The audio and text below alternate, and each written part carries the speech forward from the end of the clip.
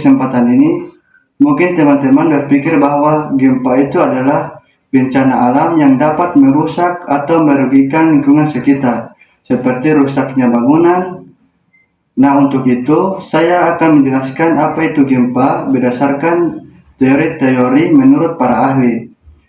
Gempa bumi adalah getaran atau guncangan yang terjadi di permukaan bumi yang disebabkan oleh lepasnya energi secara tiba-tiba di bawah permukaan bumi, sehingga menghasilkan gelombang seismik.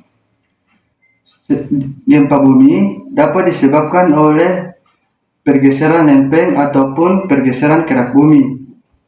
Selain itu, gempa bumi juga dapat disebabkan oleh letusan gunung berapi. Berdasarkan jenisnya, gempa bumi dapat dibedakan menjadi dua, yaitu berdasarkan penyebab dan berdasarkan kedalaman.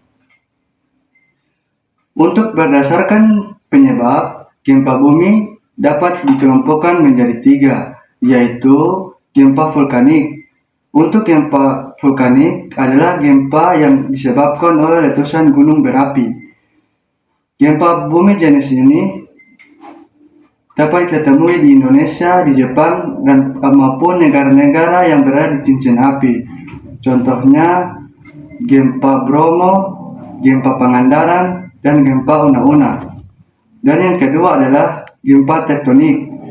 Gempa tektonik adalah gempa bumi yang terjadi karena pergeseran lapisan kulit bumi akibat lepasnya energi di zona penunjaman. Gempa bumi tektonik memiliki kekuatan yang cukup dahsyat. Contohnya adalah gempa Bengkulu, gempa Aceh, dan gempa Pangandaran. Dan yang ketiga adalah gempa runtuhan atau terban. Nah, gempa ini adalah gempa bumi yang disebabkan oleh tanah longsor, gua-gua yang runtuh, dan sejenisnya. Tipe gempa seperti ini hanya berdampak kecil atau tidak berdampak besar sehingga lingkungan bisa rusak atau bangunan bisa rusak. Contohnya adalah gempa yang terjadi di Indonesia. Dan gempa jenis ini wilayah atau jangkauannya tidak jauh atau bisa dibilang sempit. Berdasarkan kedalamannya, gempa bumi dibagi menjadi 3 jenis. Yang pertama, gempa bumi dalam. Gempa bumi dalam adalah gempa bumi yang hiposentrumnya atau pusat gempa berada lebih dari 300 km di bawah permukaan bumi atau berada di dalam kerak gempa bumi. Gempa bumi ini umumnya tidak terlalu berbahaya. Yang kedua, ada yang namanya gempa bumi menengah. Gempa bumi menengah adalah gempa bumi yang hiposentrumnya berada di antara 60 km sampai 300 km di bawah permukaan bumi. Gempa bumi ini umumnya menimbulkan kerusakan ringan dan getarannya lebih terasa. Yang ketiga yaitu ada gempa bumi dangkal. Gempa bumi dangkal adalah gempa bumi yang hiposentrumnya berada kurang dari 60 km dari permukaan bumi. Gempa bumi ini biasanya menimbulkan kerusakan yang cukup besar. Selanjutnya ada yang namanya dampak gempa bumi. Dampak gempa bumi ini terbagi lagi menjadi 2 jenis. Yang pertama itu ada yang namanya dampak langsung. Di dampak langsung ini ada 4 bagian. Yang pertama itu kerusakan bangunan dan infrastruktur. Contohnya, rumah roboh, jembatan putus, jalan rusak, serta fasilitas umum juga rusak. Yang kedua yaitu korban jiwa dan luka-luka. Sebagai contohnya itu adalah akibat tertimpa bangunan runtuh atau tekanan material longsor. Yang ketiga, ada yang namanya perubahan bentuk muka bumi. Sebagai contohnya itu seperti retakan tanah, longsor, atau penurunan dan kenaikan permukaan tanah. Yang keempat yaitu ada gangguan sistem transportasi dan komunikasi. Sebagai contohnya yaitu karena jaringan jalan, rel kereta, kabel listrik, dan menara komunikasi. Selanjutnya yaitu dampak yang tidak langsung. Dampak tidak langsung ini terbagi menjadi 6. Yang pertama yaitu ada yang namanya tsunami, jika gempa terjadi di dasar laut dengan kekuatan besar.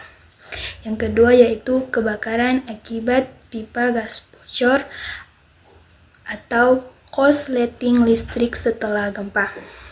Yang ketiga yaitu krisis air bersih dan sanitasi karena pipa pecah atau sumber air tercemar. Yang keempat adalah gangguan ekonomi, aktivitas perdagangan, pariwisata, hingga produksi industri terhenti. Yang kelima yaitu trauma psikologis. Masyarakat mengalami ketakutan, stres, hingga kehilangan rasa aman. Yang keenam, pengungsian. Pengungsian massal karena rumah hancur atau daerah tidak layak huni. Assalamualaikum warahmatullahi wabarakatuh. Pada kesempatan kali ini, saya akan membahas mengenai cara menghadapi gempa bumi. Seperti kita tahu bahwa Indonesia merupakan salah satu negara yang rawan bencana, khususnya gempa bumi. Oleh karena itu, penting bagi kita untuk mengetahui langkah-langkah saat menghadapi gempa bumi. Yang pertama, tetap tenang dan jangan panik. Kebanyakan orang kalau terjadinya gempa bumi, itu biasa mereka panik, termasuk saya juga. Jadi panik itu bikin kita sulit berpikir jernih. Usahakan tarik nafas dalam-dalam agar bisa mengendalikan diri. Yang kedua, lindungi diri kita. Saat berada di dalam ruangan, segera berlindung di bawah meja yang kuat sampai gempanya sudah reda. Jika guncangan sangat kuat dan gedung terlihat rapuh, segera evakuasi keluar melalui tangga darurat. Dan jangan sekali-sekali atau jangan coba-coba kita naik lift. Yang ketiga, cari tempat aman. Jika berada di luar ruangan, jauhi tiang listrik, pohon besar, atau bangunan tinggi yang berpotensi roboh.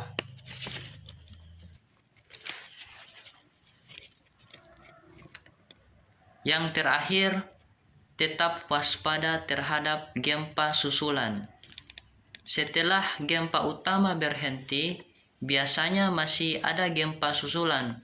Karena itu, jangan kembali ke bangunan sebelum dipastikan aman.